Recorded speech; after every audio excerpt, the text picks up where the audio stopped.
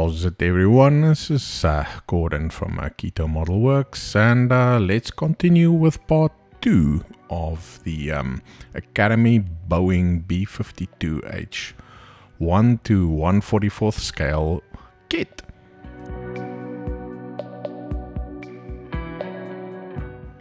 If you watched part 1 of this build so far, then you would have seen my terrible speech, and where I was talking about connection points on this kit. These little bombs is one great example of that problem, and you're more than welcome to watch me struggle with this, and hopefully it'll help someone so that you don't struggle when you're putting this beautiful kit together.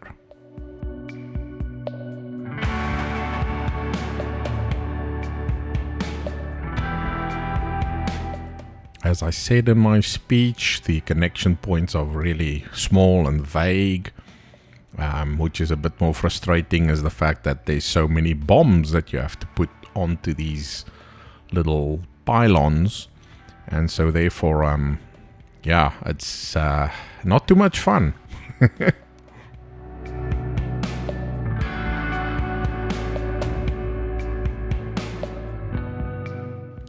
Of course, there's these wonderful moments where I'm a total dumbass, and this is one of them. What I was trying to do here was attach these bombs with Tamiya glue, which, as most of us know, kind of sets quite quickly. And the biggest tip that I can give you when you're assembling these bombs is not to use Tamiya glue or not to use the regular thin or super thin that sets quite quickly. It's best to use something that takes a while to set, so that you have ample time to adjust the bombs, and then eventually, everything will eventually line up.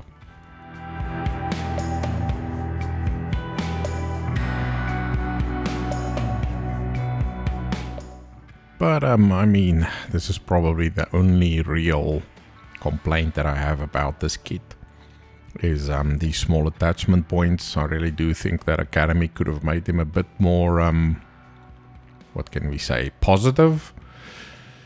But yeah, anyway, eventually things line up and we get back to the actual bomb bay, and luckily the pylons actually get into these little holes quite easily.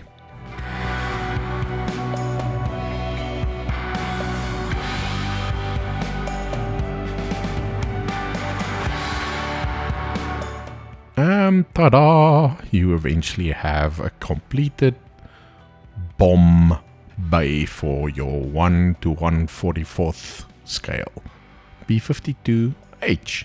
Yay!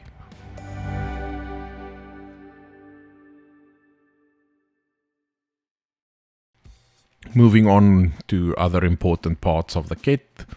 The cockpit tub or cockpit area, whatever you want to refer to it as, fitted with no real issues, and a little bit of Tamiya extra thin soldered into place.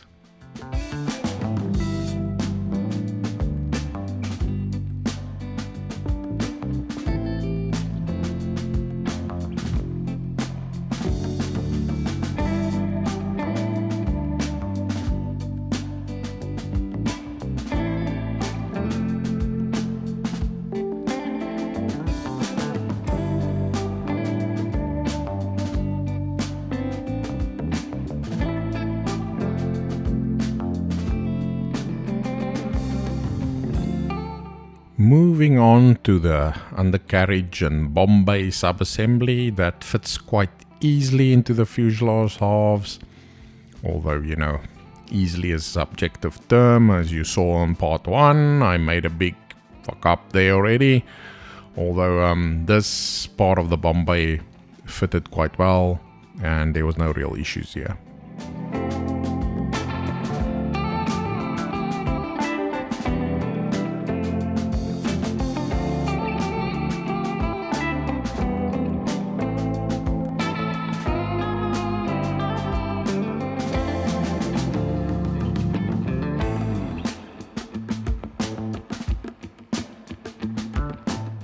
To be honest, you don't really need clamps to keep the bomb bay and undercarriage sub-assembly in place. That was just me, putting a clamp in there to hold it in place, but this is not really a necessary step at the end of the day.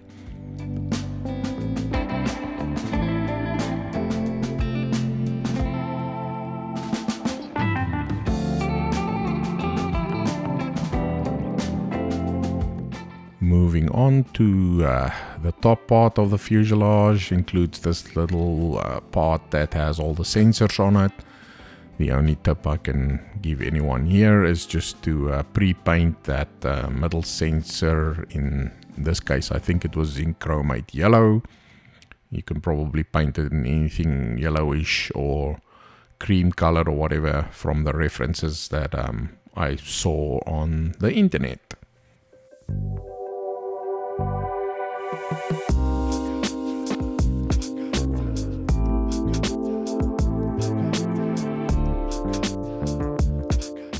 Then it was time to bring the two fuselage halves together, and I think this time I do recommend using a clamp to just help you out, give you that third hand. And as usual, the Tamiya extra thin worked its charm here. No real problems to report. Just make sure that everything clicks into place here really, and you shouldn't really have any problems with two fuselage halves. The nose part of the kit does have a slight warp in it. I'm not sure if that's something I did or if it's something that isn't lining up, but just giving it a little bit of Tamiya extra thin and a little bit of pressure fixed that problem.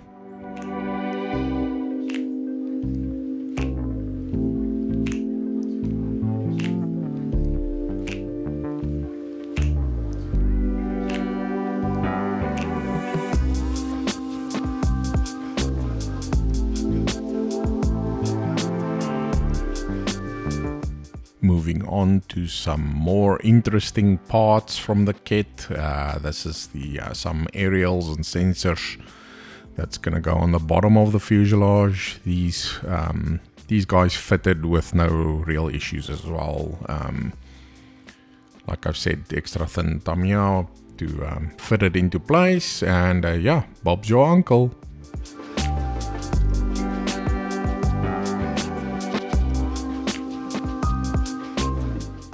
My tool of preference to clean up the leftover nubs is a scalpel. And as it is a scalpel, just, keep it away from your thumb or your finger.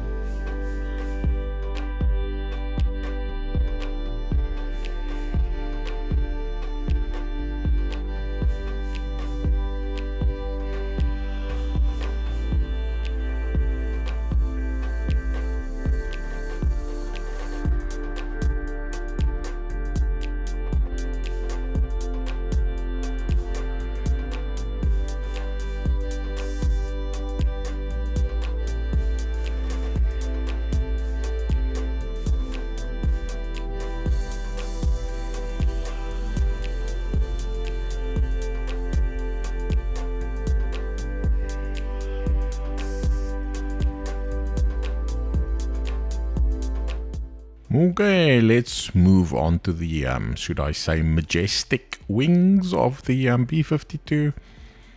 No real problems to report here. Once again, the wing top and bottom parts went together just fine. The only thing I really did there was pre-paint the little wing wheels areas in chromate, and yeah, the rest of it went together just fine.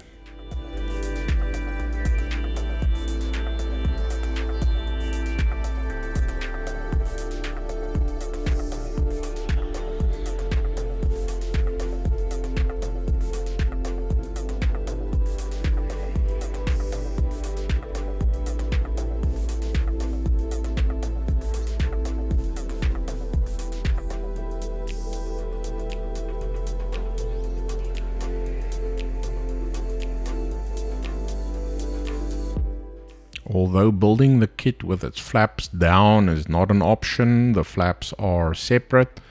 And I guess if you wanted to go into a bunch of detail building or scratch building, you can probably pull off the dropped flaps on this kit.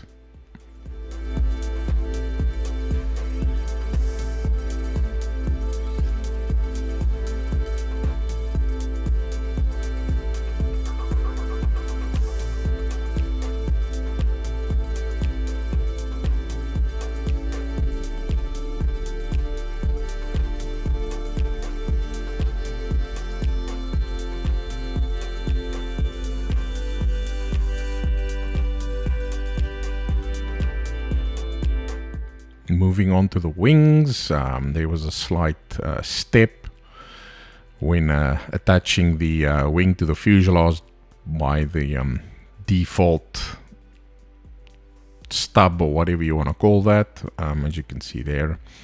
And with a little bit of sanding and working it, I eventually got it to fit in there with no issues. Like I said multiple times before in other videos, one of the biggest tips I can give anyone is to dry fit and dry fit and dry fit a little bit more until you get the part fitting the way that it's supposed to. Also here I'm using a scraping tool that I got a recommendation from one of my Gunpla Gundam friends that they use to clean up their parts, and yeah, just cleaning the leading and trailing edge and wingtips here from a little bit of residue glue that came out from squeezing the parts together, and that sometimes leaves a little ridge of glue that I just cleaned up with that scraper. Moving to the elevator parts of the kit. Just like the rest of the kit, no real problems to report here. The top and bottom parts fitted really well. And yep, just a little bit of cleaning up, like I said, the little bit of glue, etc., that came out after squeezing the parts together. And that was about it.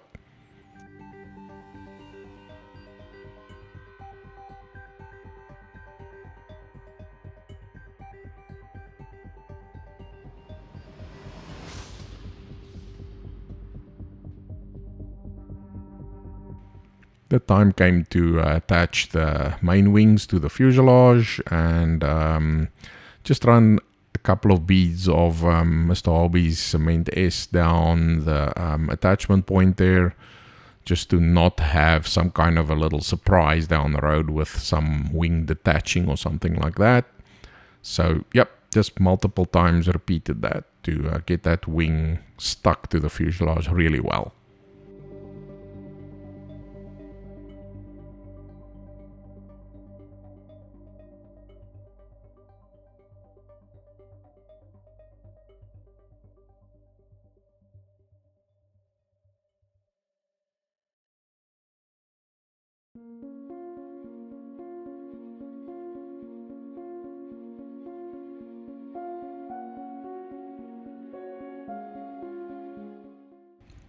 Moving on to the engine nacelles.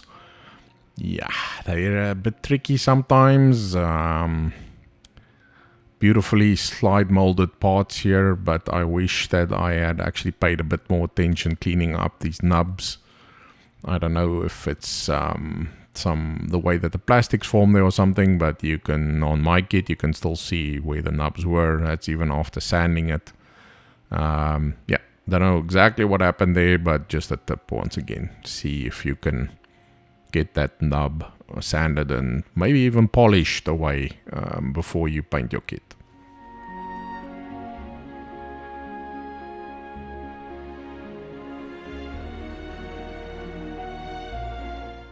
Engine pylon fitted really well to the engine nacelles.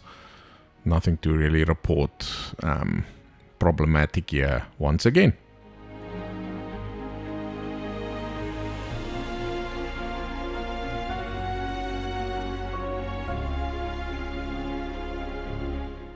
as you can see, this build is progressing really well.